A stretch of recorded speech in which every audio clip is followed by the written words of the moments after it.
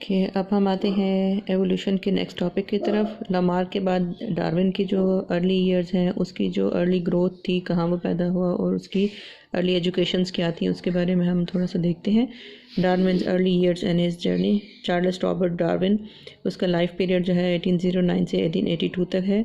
He was born in February 12, 1809। His father, like his grandfather, was a physician.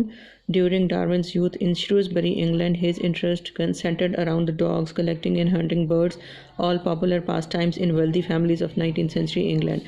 यानी शुरू में तो उसके शौक़ वही थे जो कि अमीरज़ादों के वहाँ पे इंग्लैंड में हुआ करते थे, कि मुख्तलिफ़ तरह के डॉग्स को पालना और इस तरह के हंटिंग बर्ड्स रखना या ऐसे जो तफरी के लिए मुख्तलिफ़ जो उनके काम थे वो करना। These activities captivated him far more than the traditional education he received at the boarding school.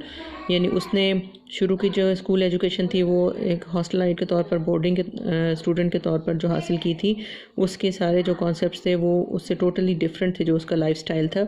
Eight the age of 16 he entered the medical school in Edinburgh, Scotland. For 2 years he enjoyed the company of the school's well-established scientists. Darwin, however, was not interested in the career of medicine because he could not bear the sight of pain. यानी वालिद ने जैसे ख़ुद medical की education हासिल की थी तो उन्होंने चाहा कि डार्विन को भी मेडिकल की ही तालीम दिलवाएं, लेकिन 2 साल तक उसने स्कॉटलैंड एडिनबर्ग के मेडिकल कॉलेज के अंदर तालीम हासिल की है, लेकिन उसका कोई शौक़ या कोई इंटरेस्ट नहीं था उस एजुकेशन की तरफ, क्योंकि वो बेसिकली जो है वो पेशेंट्स की तकलीफ़ को बर्दाश्त नहीं कर सकता था। इस वजह से उसने मेडिसिन का कैरियर जो है उसको छोड़ दिया।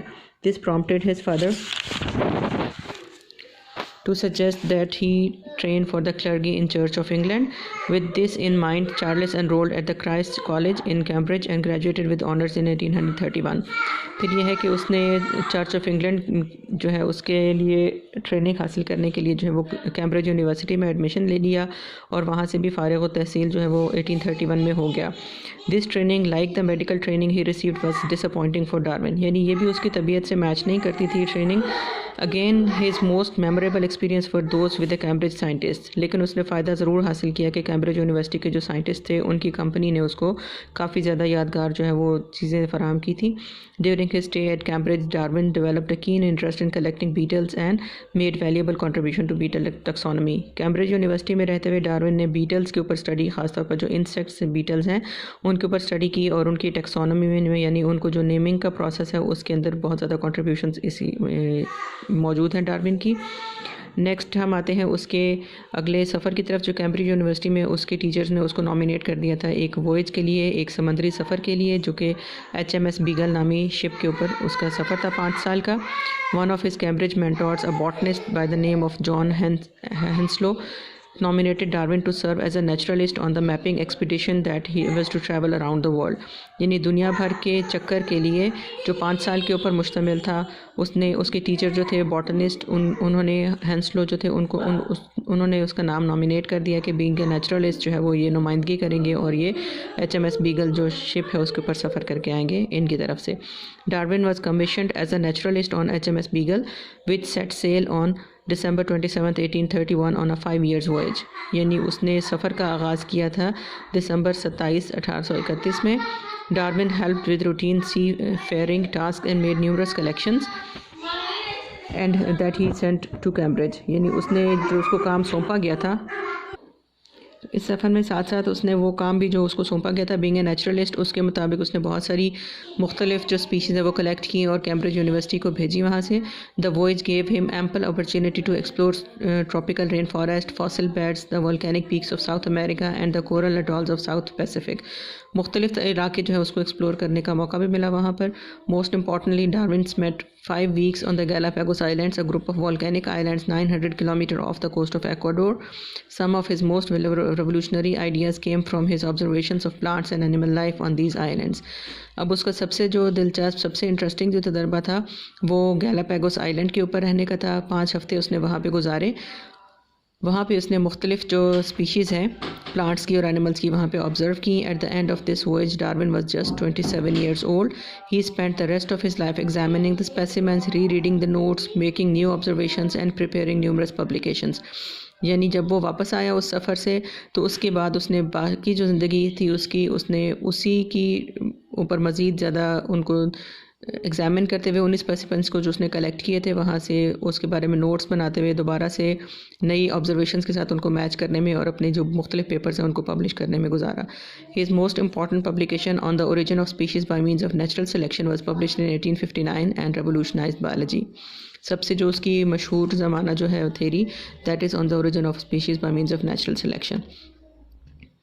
Early development of Darwin's ideas of evolution, यानी शुरू में जो डार्विन बेसिकली सोचता था कि एवोल्यूशन क्या चीज़ है, ये ज़मीन कब वजूद में आई होगी और क्या इसका सिलसिला है इसके ऊपर मुख्तलिफ स्पीशीज़ के ओरिजिनेट करने का, उसके अपने जो पहले से आइडियाज़ एग्जिस्ट करते थे जो कि बाद में पॉलिश हो गए और बाद में जो है वो चेंज भी हो गए। The development of Darwin's theory of evolution by natural selection was a long, painstaking process. Darwin had to become convinced that change occur over time, यानी पहले तो उसने आइडिया तो उसका ये बना कि चेंजेस वाकई आती हैं टाइम के साथ साथ, लेकिन क्या था कि उसका आइडिया टोटली डिफरेंट था पहले स्टडीज़ से पहले। Before living on his voyage Darwin accepted the prevailing opinion that the earth and its inhabitants had been created 6000 years ago and had not change since, यानी उसके जहन में ये बात थी कि ज़मीन पे जो रहने वाले जानदार हैं आज से 6000 साल पहले बने हैं और उस वक्त से लेकर अब तक उनमें कोई चेंज नहीं आई है। Because his observations during his voyage suggested that change does occur, he realized that 6,000 years could not account for the diversity of most species if they arose through gradual change. फिर जब उसने अपने इस सफ़र में बहुत सारी चीज़ों को ऑब्ज़र्व किया तो पहली बात उसने ये सोची कि चेंज तो होती है वाकई टाइम के साथ साथ। दूसरी बात यह कि अगर चेंज आहिस्ता आहिस्ता आती है एनिमल्स या प्लांट्स के अंदर तो 6000 साल तो बहुत कम है, बहुत नाकाफ़ी है कि उसके अंदर कोई चेंज आ जाए और इतनी ज़्यादा डाइवर्सिटी मुख्तलिफ स्पीशीज़ की ओरिजिनेट करके आ जाए। Once ideas of change were established in Darwin thinking it took about 20 years to study to convince and thoroughly document the mechanism by which the changes occur. Darwin died without knowing the genetic principles that support his theory. यानी Darwin ने भी अभी genetic ideas जो थे जिसको हम neo Darwinism के तौर पर पढ़ेंगे उसमें हम जेनेटिक्स को भी इंक्लूड करेंगे, लेकिन डार्विन को उस वक्त तक आइडिया ये नहीं था कि जेनेटिक्स की क्या प्रपोजिशंस हैं उसकी स्टडीज़ के हवाले से। सो उसकी डेथ पहले ही हो गई, उसने जितनी भी कॉन्ट्रीब्यूशन दी है उसमें जेनेटिक्स का कोई हवाला ऐसे एग्जिस्ट नहीं करता। फिर डार्विन ने जोलॉजी के रेफरेंस से भी कुछ स्टडीज़ की थी कि उसने अपना जब सफ़र का आगाज़ किया तो उसने कुछ बुक्स जो है वो अपने साथ रखी थी। Darwin begin his voyage by reading Charles Lyles principles of zoology, यानी उस सफ़र में उसने अपने साथ एक बुक रखी थी जो कि प्रिंसिपल्स ऑफ जोलॉजी के मुतालिक थी, चार्ल्स लॉयल की लिखी हुई थी। In this book Lyell develop the ideas of another zoologist James Hutton. उस बुक के अंदर उसने एक और साइंटिस्ट, एक और जोलॉजिस्ट का हवाला पढ़ा जेम्स हटन के नाम से, into the theory of uniformitarianism theory basically क्या थी? It was based on the idea that the forces of wind, rain, rivers, volcanoes and geological uplift shape the earth today just as they have in the past. यानी इन geologist जो कि ज़मीन के बारे में study करने वाले लोग थे उन्होंने ये कहा था कि मुख्तलिफ़ तरह की फोर्सेस हैं जैसे विंड है, रेन, रिवर्स, वॉल्केनोज और जियोलॉजिकल अपलिफ्ट, ये सारे ऐसे फैक्टर्स हैं जिनकी वजह से ज़मीन के अंदर चेंजेस आती रहती हैं और इनसे शेप जो है वो अर्थ की चेंज होती रहती है और ज़माने जो कदीम है उस वक्त से ये काम चलता आ रहा है। Lyell and Hutton contended that it was these forces not catastrophic events that shape the face of the earth over hundreds of millions of years। यानी उन दोनों साइंटिस्ट का यही कहना था कि ये जो इवेंट्स है विंड, रेन या मुख्तलिफ तरह के जो ऐसे फैक्टर्स हैं ये आहिस्ता आहिस्ता ज़मीन के ऊपर चेंजेस लाते हैं। कोई कैटास्ट्रॉफिक इवेंट्स जैसे एकदम तूफ़ान आ जाए या एकदम कोई वॉल्केनोज एरप्ट कर जाए या इस तरह की अचानक आने वाली और अचानक बहुत तेज़ी से आने वाली चेंजेस ऐसी नहीं होती कि ज़मीन की शेप को चेंज कर दें। This book planted two important ideas in Darwin's mind. अब ये सफ़र करते हुए और ये बुक पढ़ते हुए डार्विन के जहन में दो बातें एक तरह से बैठ गई। The earth could be much older than 6000 years, यानी पहली बात तो ये है कि एवोल्यूशन इतना ज़्यादा हो चुका है और इतनी ज़्यादा डाइवर्सिटी आ चुकी है मुख्तलिफ स्पीशीज़ की, एनिमल्स हो या प्लांट्स हो, कि 6000 years जो है वो इनसफिशेंट है। If the face of the earth change gradually over long periods could not living forms also change during that time, यानी जब ज़मीन इतनी मिलियन सालों में अपना हुलिया बदल सकती है तो लिविंग फॉर्म्स का अंदर कैसे चेंज नहीं आई होगी। यानी पहले जो उसके जहन में तस्वुर था कि 6000 years हुए हैं एनिमल्स और प्लांट्स को पैदा हुए हुए और उसमें कोई चेंज नहीं आई, एक तो वो आइडिया बदल गया कि ज़मीन इससे काफ़ी पुरानी है और लाइफ हिस्ट्री भी काफ़ी पुरानी है। दूसरी बात यह कि एवोल्यूशन भी एग्जिस्ट करता है, जब ज़मीन की हालत बदल सकती है तो उसके ऊपर रहने वाली स्पीशीज़ की भी बदल सकती है। फिर दूसरी चीज़ जो कि उसके आइडियाज़ को एक सपोर्ट करने वाली थी, दैट वाज फॉसिल एविडेंस। यानी इस सफ़र के दौरान में उसको मुख्तलिफ फॉसिल एविडेंसेस भी मिले थे। Once the HMS Beagle reach South America, Darwin spent time digging in the dry river beds of Pampas, grassy plains of Argentina. यानी सफ़र के दौरान एक साउथ अमेरिकन रीजन से वो गुजरा अर्जेंटीना में से, जिसके ऊपर ग्रासलैंड्स थी, ग्रासी प्लेन्स थी, पैम्पस के नाम से। वहाँ पे उसने रिवर बेड्स के साथ साथ मुख्तलिफ जगहों को खोद कर वहाँ से कुछ ना कुछ डिस्कवर किए थे fossils. He found the fossil remains of an extinct hippopotamus like animal now called the Toxodon and fossil of horse like animal Thentherium. मुख्तलिफ तरह के उसको फॉसिल्स देखने को मिले। Both of these fossils were from the animals that were clearly different from any other animal living in the region. यानी उस वक्त उस इलाके के अंदर जहाँ पे वो मौजूद था, एग्जिस्टिंग स्पीशीज़ में से कोई उसको जैसा नहीं मिल रहा था। जैसे इसने हिप्पोपोटामस लाइक एनिमल या फिर हॉर्स लाइक एनिमल जो उसने डिस्कवर किए थे फॉसिल्स, वैसी कोई स्पीशीज़ वहाँ पे लिविंग फॉर्म नहीं थी। Modern horses were in South America, of course, but Spanish explorers had brought these horses to the America in 1500s. यानी उसका आइडिया ये था या उसको पता ये चला था कि साउथ अमेरिका जहाँ पे वो फिर रहा है, वहाँ पे अगरचे हॉर्सेस मौजूद थे, लेकिन उन हॉर्सेस को 1500 ईस्वी में जो है वहाँ पे लाया गया था मुख्तलिफ दूसरे रीजन से। यानी उसको बेसिकली स्पेन से वहाँ से मंगवाया गया था। तो बताया ये गया कि 1500 से पहले वहाँ पे हॉर्सेस एग्जिस्ट नहीं करते थे। The fossils suggested that horses had been present and had become extinct long before the 1500s. यानी उसका फिर आइडिया एक तो ये भी डेवलप कर गया कि 1500 की बात तो ये नहीं लगती है, इससे काफ़ी पुराने फॉसिल्स हैं जिनका साइज़ जो है वो बड़ा है इनके मुकाबले में जो यहाँ पे एग्जिस्टिंग स्पीशीज़ हैं। इससे उसने क्या बेसिकली डिस्कवर किया कि ये बहुत पहले 1500 से पहले कहीं पहले जो है वो एग्जिस्ट करते होंगे और वहाँ पे एक्सटिंक्ट हो गए और वहाँ पे फॉसिल्स की फॉर्म में वहाँ स्टोर हो गए। Darwin also found fossils of giant armadillos and giant sloths.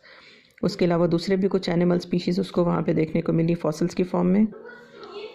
ये फॉसिल ऑब्जर्वेशंस थी डार्विन की, जो कि जाइंट स्लॉथ के बारे में है। अब स्लॉथ का जो साइज़ है वो पहले वाले जो एनिमल्स थे उनका काफ़ी बड़ा था एज़ कम्पेयर टू जो मॉडर्न स्लॉथ्स हैं उनके हवाले से, तो बाकी ज़्यादातर सिमिलैरिटीज़ एग्जिस्ट करती थी। Except for their large size, these fossils were very similar to the forms Darwin found living in that region. Fossils were not new to Darwin. They were popularly believed to be the remains of animals that perished in the catastrophic events such as Noah's flood. यानी basically ये वो animals थे जो कि fossil उसने discover किए थे, जो कि मुख्तलिफ कैटास्ट्रॉफिक इवेंट्स के नतीजे में मर गए थे और दब गए थे मुख्तलिफ रिवर बेड्स के अंदर। In South America however Darwin understood them to be the evidences that the species composition of the earth had changed.